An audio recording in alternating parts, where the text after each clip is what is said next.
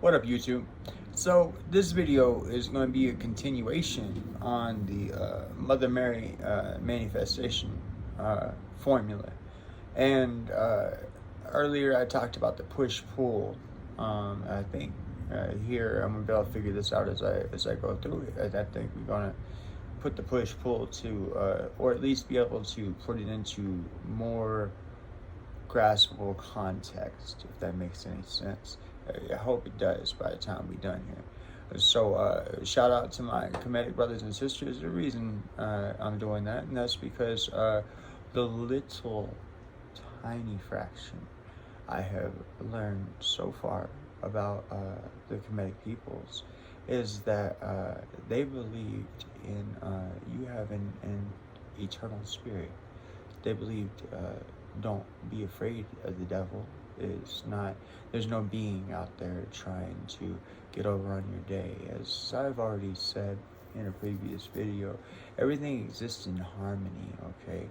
The chant of Om, and I don't know if I've already said this or not, but I'll make sure I say it right here, right now. The chant of Om is technically incorrect, and I don't mean to offend anybody. I'm sure that's probably going to ruffle someone's feathers. It's being pronounced wrong, and that is because they say the eternal sound of the universe is Om, okay, with you, but it is more properly pronounced by a female because, and I mean, I don't necessarily know that there would be a genderism to it, because even in Kemetic teachings, Aten was the first, and he was transgender. Oh, he was both male and female in their fullest capacity, okay? And Aten gave rise to the Word, right? It says in the Bible that there was and there was the Word. I, in a lot of my thought processes, wonder if, and I say I faith this, I'm going to start using that more. I faith this, okay? Just as you are a being inside a three-dimensional body, Aten is God and has no so God without a shell, God without limit, God ever expanding, okay, not in a 3D body, okay, and inside you exists the Aten or the Atman, okay, and the spirit, okay. And your job here, we all, I mean, I feel like we all know this, okay? I said it before, I'll say it again. I can tell you what your life purpose is right here, right now. And the reason I can is because it's the same life purpose that I have. It's the same life purpose that you have. It's the same life purpose that the person walking down the street has. And that is, as I said in a previous video called How to Know If You Live a Righteous Life, are you living in you? Are you being true to you? Have you figured you out? Now, recently, I took a pause in my making videos. It looked like for a couple of months, and the reason is I was figuring this out. As I already explained in the previous video, but the situation here is I had ended up meeting somebody at Frost Farms up here in Anchorage, Alaska.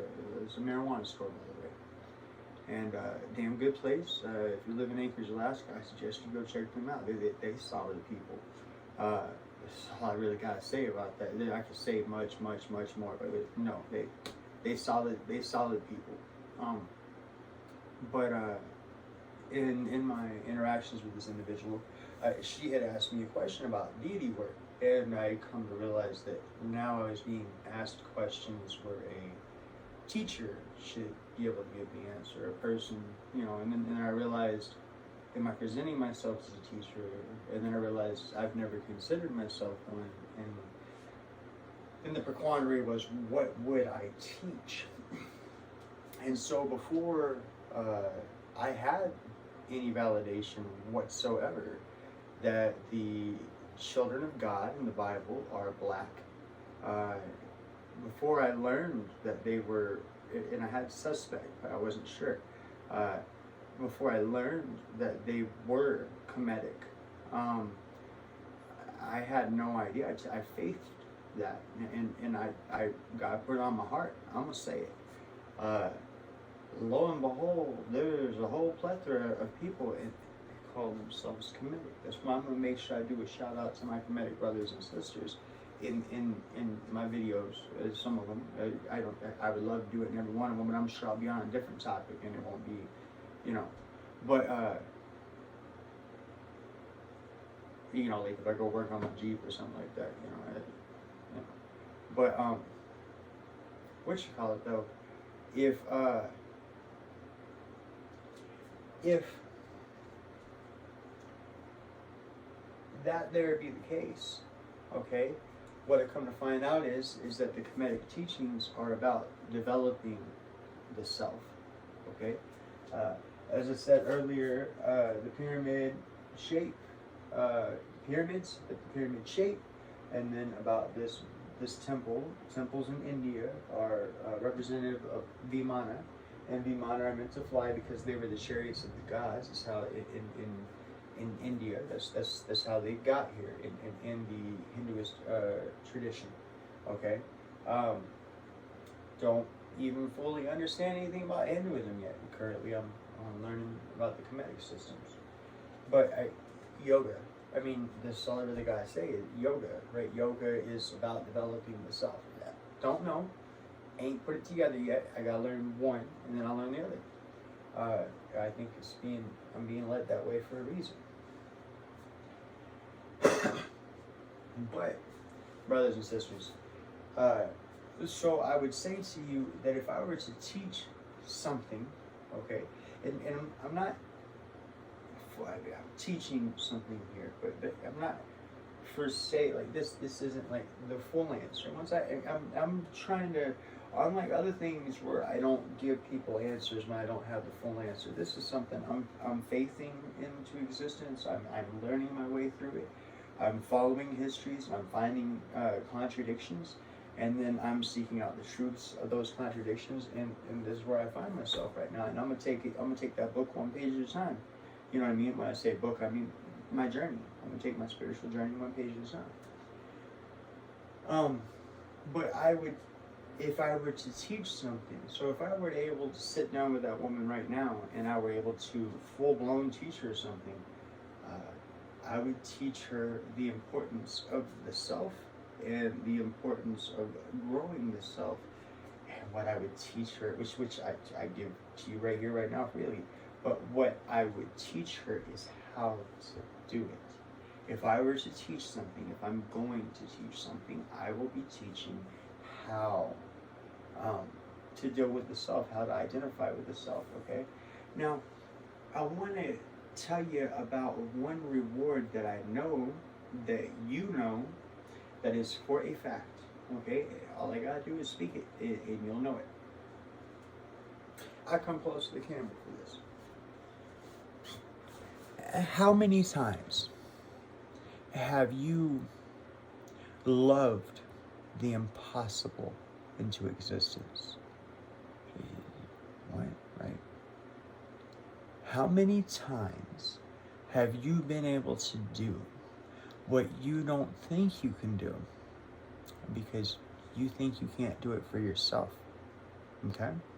But when it's a loved one, when it's a child, when it's a family member, when it's a friend, somehow every one of us can come up with an example of where we have made the impossible happen for our loved ones. Whether that be money, whether that be material, whether that be emotional, whether that be whatever. Okay, I just heard a pop. There's your confirmation. So I know you hearing me. Okay? I say to you that the reason why you can, because that's manifestation, by the way, the reason why you can manifest the impossible for a loved one, but not manifest the impossible for yourself, is the love factor, baby. Okay? Is because there's this inner process, there's this inner work that you got to do. Okay? Now, I want to tell you about one of the promises of it. Okay? So, you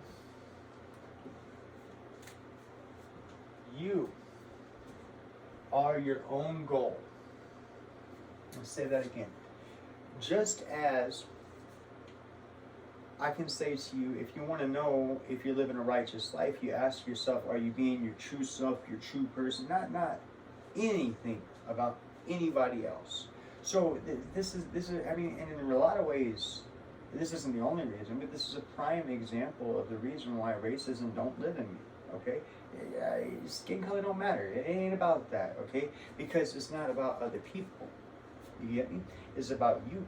It's about your inner. Okay, and this is why. This is the promise of it. You are your own goal. Okay, are you living up to you?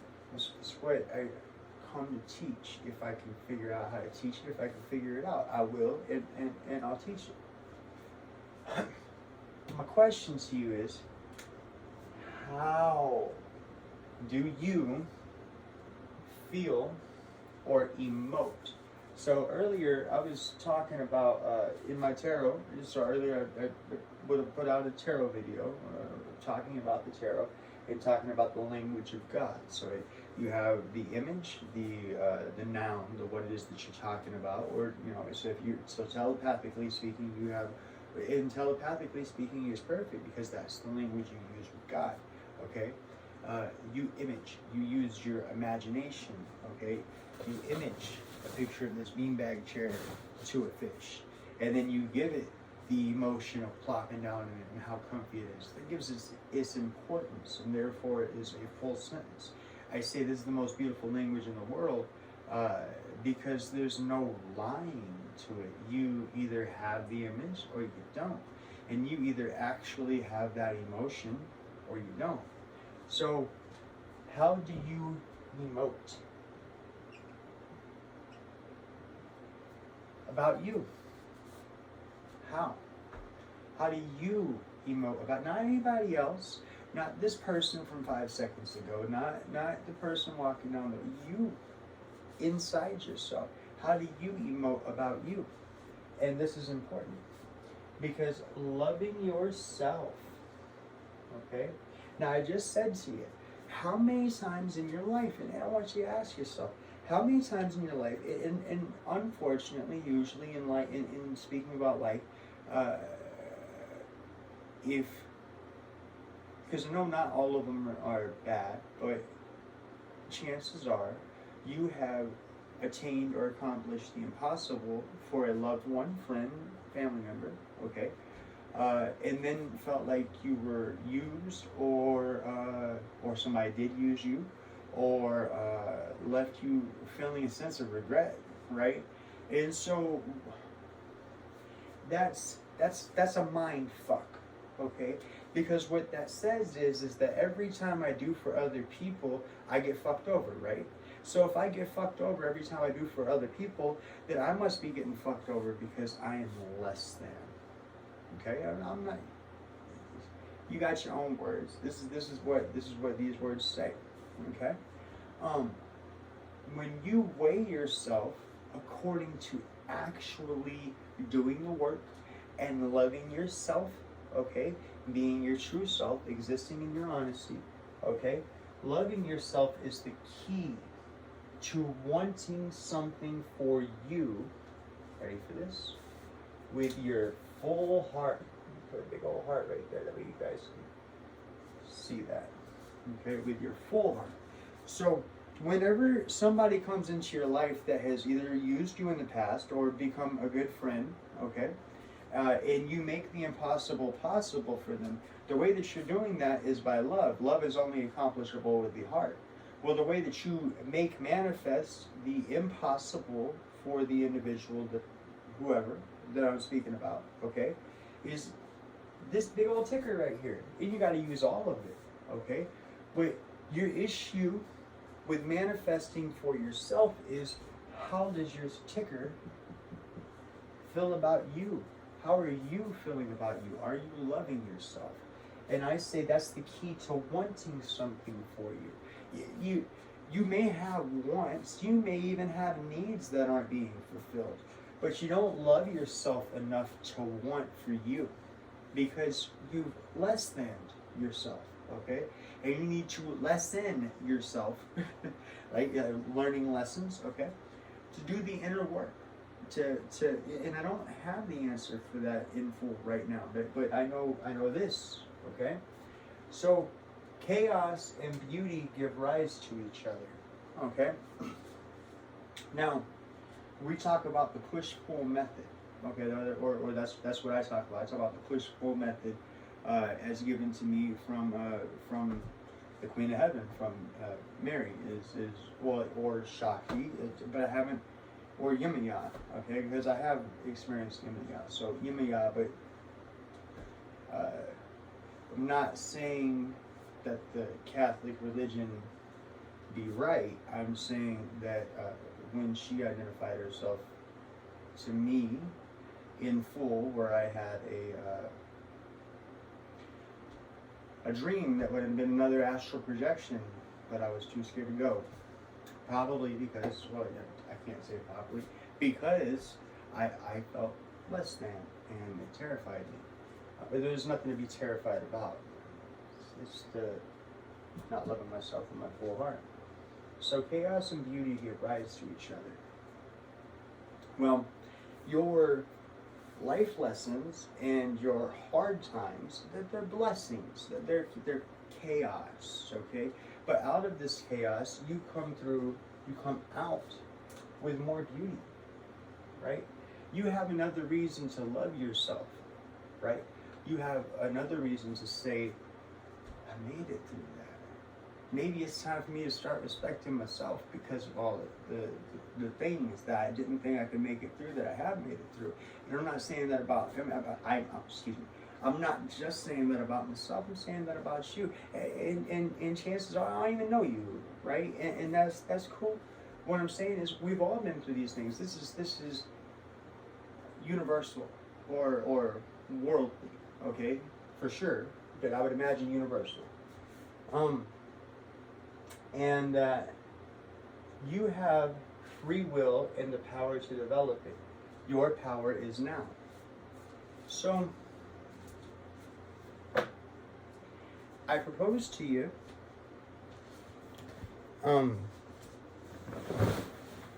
just to kind of put this out there so that, I mean, maybe before I get everything figured out for myself, maybe it can help you figure it out for me, and I'm all for that. Let's all support each other, right? But what I say to you is that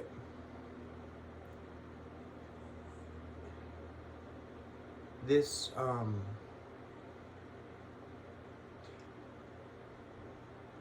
these times where people have had you do the impossible for them, whether it turned out good or bad, whatever, okay? Whether it turned out in chaos or whether it turned out in beauty.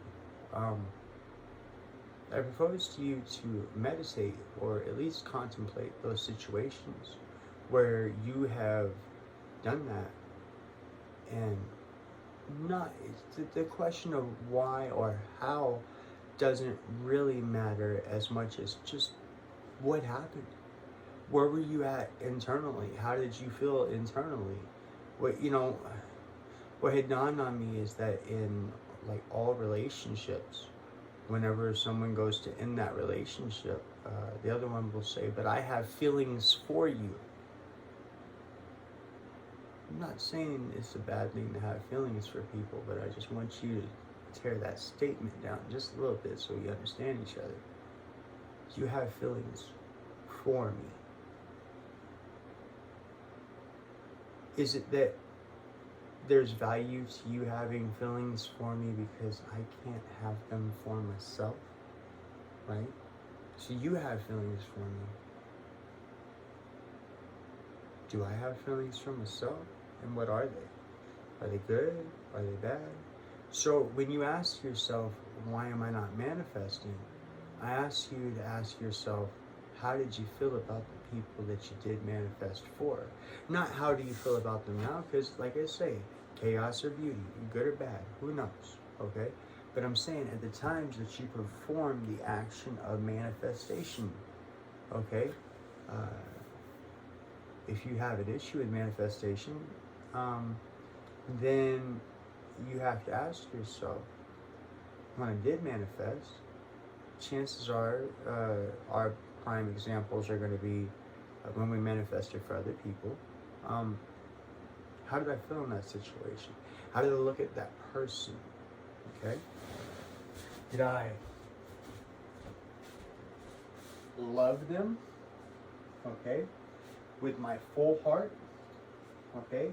That I want with my heart for this person, this individual, these groups of people, whoever,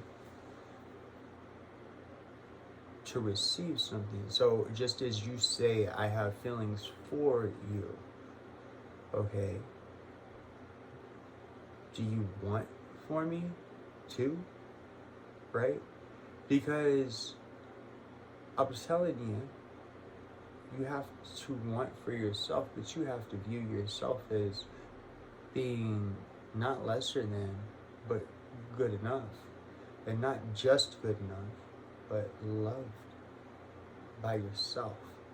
There's nothing wrong with that, and that is real strength.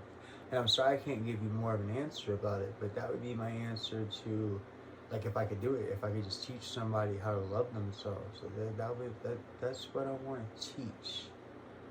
Not about me, well, me about me, but you about you.